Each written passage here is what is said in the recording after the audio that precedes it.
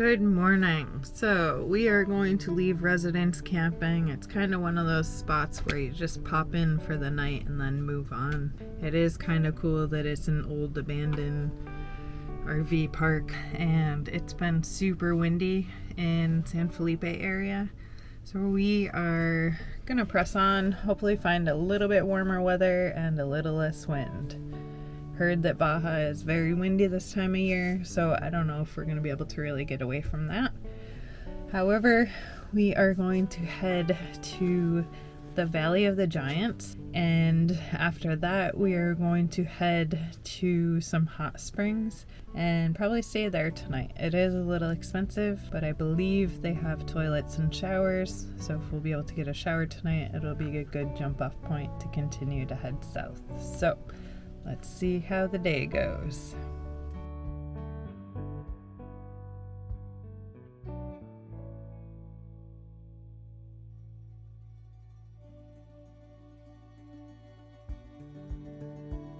A quick less than 10-minute drive down Route 5, we found ourselves at Valley of the Giants. Hola, ¿cómo estás? 10? Okay.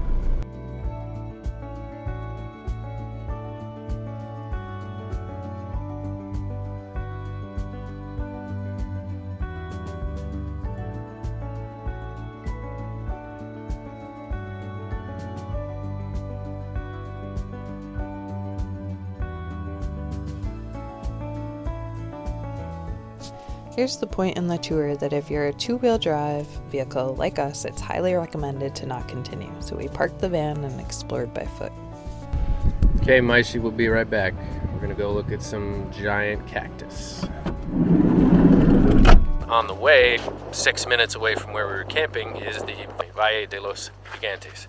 And this is the valley of giant cactus. And from what I've read, they can grow up to 59 feet tall. And I don't know why they grow so tall here. I'd love to know what the ecological situation is that allows that to happen. It appears we're kind of at the corner of a valley, so maybe when it does rain, they get a lot of moisture in this corner because it's surrounded by mountains. But pretty impressive stuff. And they do look just like any other cactus, but let me have Dre stand underneath it to give you some scale. My lovely model. Just to show you how tall they really are. They are big. The Valley of the Giants is home to a forest of Cardon cacti that happen to be the tallest cacti in the world. Growing up to 60 feet in height and weighing up to 25 tons, these cacti also have an impressive lifespan of over 300 years.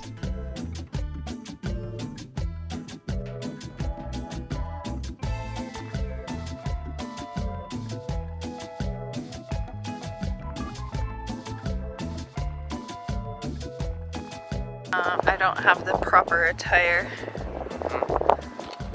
to be walking through the desert. Time for some surgery. It wasn't too bad, but it doesn't feel good. Oh, those are not nice.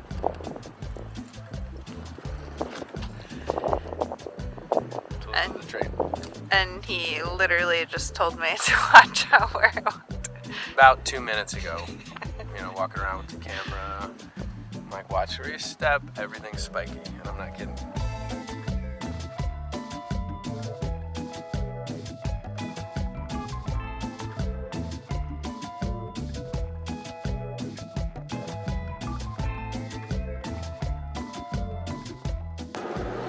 So our next stop on today's adventure is the town of Puertocitos, where they have hot springs. We're gonna just continue heading south.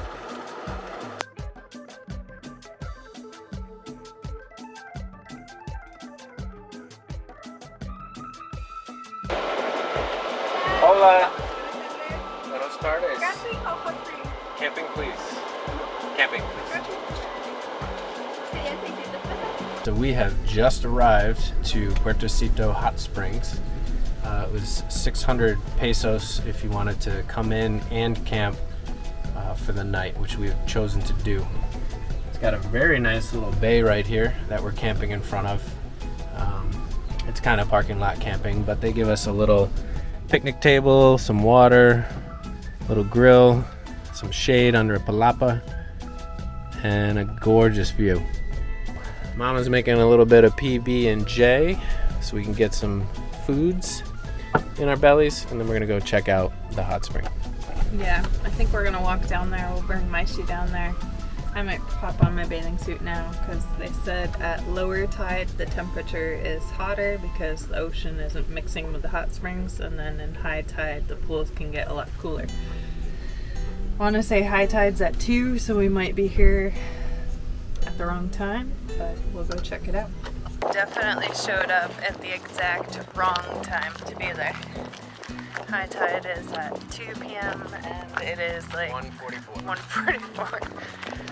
So all of the hot springs, little cavity areas were filled with ocean water. So I think we're gonna come back in a couple hours. Maybe there will be less people. I was surprised how many people are there even when you can go in the hot springs.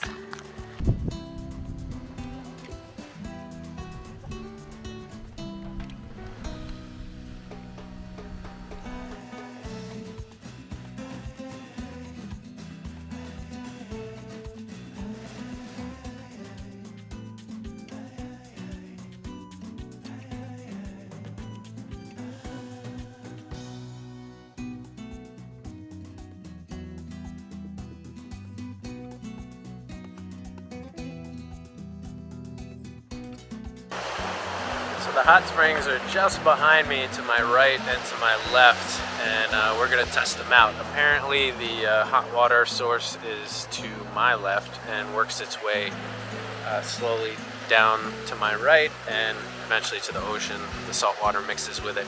So if you're closer to the source, it's very hot. If you're closer to the ocean, it's gonna be chilly.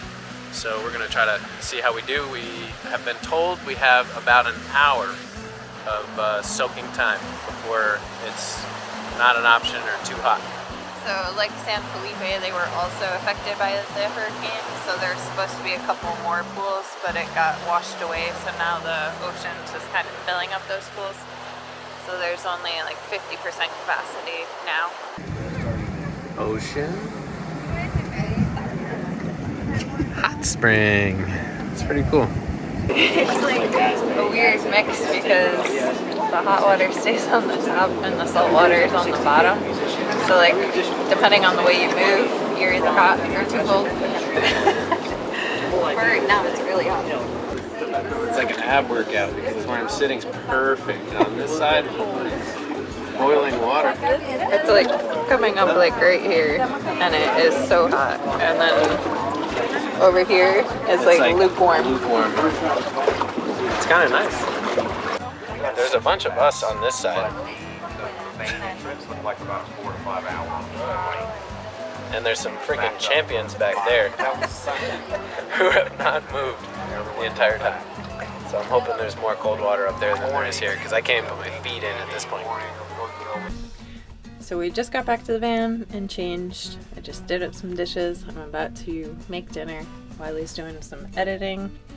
And yeah, we just wanted to talk about the hot springs. It's pretty cool. Yeah, so those are a hot spring unlike anything we've ever been in before. We're usually in hot springs that are pretty much exclusively hot water coming out of the ground somewhere and forming a pool, usually man-made. The hot water literally pushes itself up out of the ground just like all the other ones, except this one is right next to the ocean, and I mean right next to the ocean. In fact, if the tide is high enough, it overflows right into the pool. As the tide goes out, hot water fills up the pool, the salt water is getting pushed out. It's just like there's a crack in the rocks, and if you sit too close to that crack, you're gonna burn your booty. So you gotta keep on scooching down to where the fresh water, salt water is coming in to cool it off. And then as the tide gets lower and lower, you just kind of have to keep on moving over because there's less water coming in to where the hot springs are. it eventually gets so hot that you have to get out, and then you move to the next pool, and in that pool you're not very hot at all, and then slowly but surely that hot water overtakes the salt water and pushes you down to the other end. So it's pretty comical, it's pretty enjoyable, and that whole process happens in about an hour. So Puertecitos hot springs are definitely worth coming. They're a little bit pricey, but I would suggest coming and camping for the extra 100 pesos, which is only $5 for the night. And that's a wrap for Puertocitos. We just want to thank you guys for coming along on today's episode. And if you want to keep seeing what we're up to, the plan is to head south. We're going to explore Baja and ultimately get down to Cabo San Lucas. Stay tuned.